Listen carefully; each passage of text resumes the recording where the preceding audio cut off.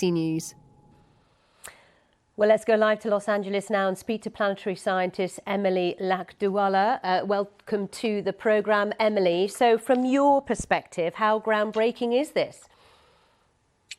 It's a very big deal because this is the first time that we have reached out and intentionally altered the path of another object in our solar system. And while this one poses no threat to us and poses no further threat to us after the impact, it does give us the first experience in understanding how we could prevent a civilization devastating threat if discovered in the future.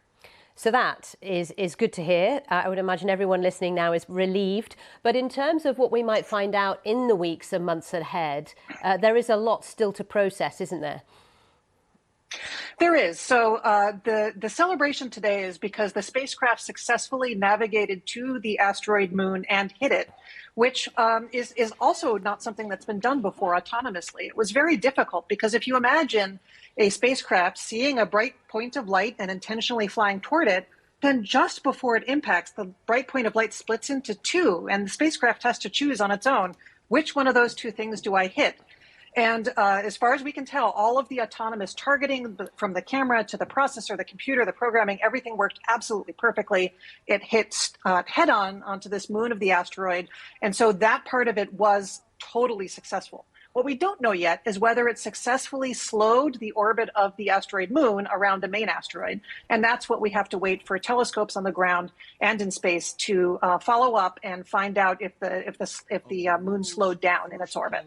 And how likely is it that this could be a threat in the future? So this particular asteroid poses no threat to us. There is definitely a large asteroid that will hit Earth someday. Now, whether that someday is in 10 years, 100 years, 1,000 years, we haven't discovered yet an asteroid that is on a path that will definitely hit Earth.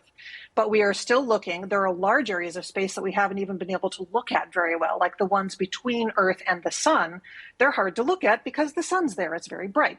And so while there are plans to continue searching, we don't yet have the practical ability to prevent one of these potential disasters should we discover one. And this is the very first step. It's the very first experimental step in understanding what we would need to do to divert the path of something we discovered in the future. Okay. Well, it is